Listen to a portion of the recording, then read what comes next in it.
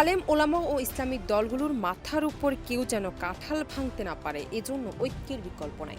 সব ইসলামিক দল ঐক্যবদ্ধ থাকলে কোনো ষড়যন্ত্র কাজে আসবে না, এমনটাই মন্তব্য করেছেন জামায়াত ইসলামীর আমির ডক্টর শফিকুর রহমান। 28 ডিসেম্বর রাজধানী সোহরাওয়ার্দী উদ্যানে খেলাফত মজলিসের দ্বাদশ সাধারণ পরিষদের অধিবেশনে অংশ নিয়ে তিনি এসব কথা বলেন। ওয়ালটনের পণ্য কিনে জিতে নিতে পারেন নগদ 20 লক্ষ টাকা। Double million offer, Walton fridge কিনে পেতে পারেন 20 লক্ষ টাকা। রয়েছে কোটি কোটি টাকার নিশ্চিত উপহার।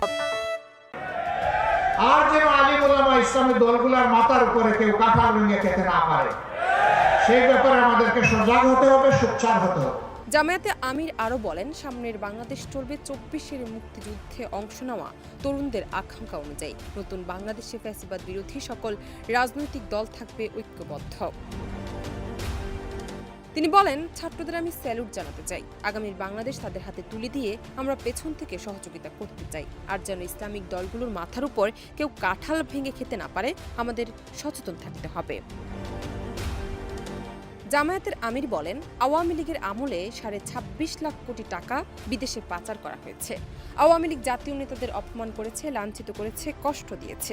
সবথেকে আক্রোশ মিটিয়েছে ওলামা একরামদের ওপর। অসহ্য যন্ত্রণা ওলামায়ে কেরামকে কোনোভাবেই সহ্য করতে তারা পারেনি। ডক্টর শফিকুর রহমান বলেন, বিপ্লবের পরে ইসলামিক দলগুলো পাহারাদারের কাজ করেছে। দেশের নিরাপত্তা ব্যবস্থা এমন হওয়া উচিত, মসজিদ যদি পাহারা দেওয়া না লাগে, তাহলে মন্দিরেও যেন পাহারা না দিতে হয়। সবাই যে যার ধর্ম পালন করবে। জান্নাত নিপু, দেশ রূপান্তর।